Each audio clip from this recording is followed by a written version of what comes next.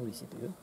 Voilà, donc c'est un schéma d'organisation qui est très classique, hein, donc ça peut être mis classiquement sur des châteaux d'eau, donc on en a beaucoup dans le département du 14, mais ça peut être mis également sur des églises, ça peut être mis sur des pylônes, quel que soit le type de pylône, ou des poteaux béton par exemple. Donc en fonction de la couverture qu'on veut avoir, et des sites et des points hauts qui sont disponibles, on choisit ou non soit d'équiper un château d'eau, soit une église, soit un poteau, soit un pylône. Enfin, voilà, on essaye, sachant que évidemment l'objectif c'est de mettre le moins d'infrastructures comme celle-là et de couvrir le plus grand nombre de personnes. Voilà, c'est la logique.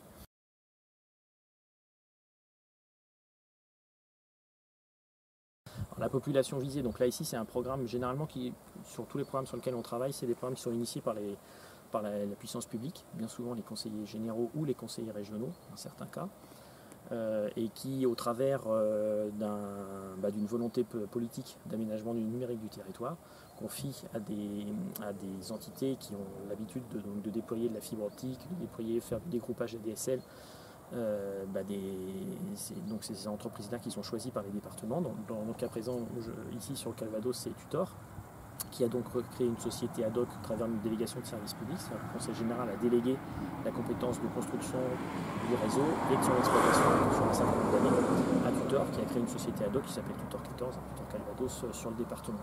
Et donc qui a confié pour la partie radio la construction et la supervision à Nomotech des zones blanches. Voilà, donc on est sur un schéma qui est assez classique en France depuis maintenant un peu plus d'une dizaine d'années, qui avait été initié par un article de loi qui s'appelle le L1425, qui est très connu des collectivités maintenant.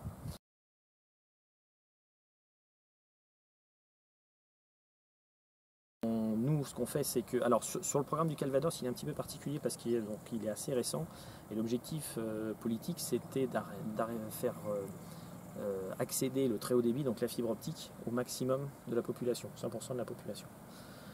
Alors forcément la fibre optique c'est des travaux généralement qui sont assez lourds, donc déjà c'est assez complexe à déployer, c'est plus complexe qu'un système radio, et puis ça a des investissements assez importants, donc forcément ça s'étale dans le temps.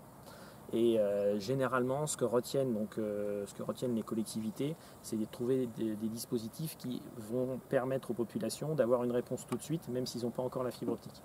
Donc typiquement, on est sur des solutions type radio, là on est vraiment dans le cœur du système, pour pouvoir amener du haut débit ou du très haut débit, ça dépend où on met le curseur, mais aux populations en attendant qu'ils aient la fibre optique dans 10, 15 ou 20 ans. Voilà, c'est la stratégie. Et donc paradoxalement, en fait, on n'a jamais parlé autant de radio que depuis que toutes les collectivités ou que la France en règle générale veut aller vers la fibre optique.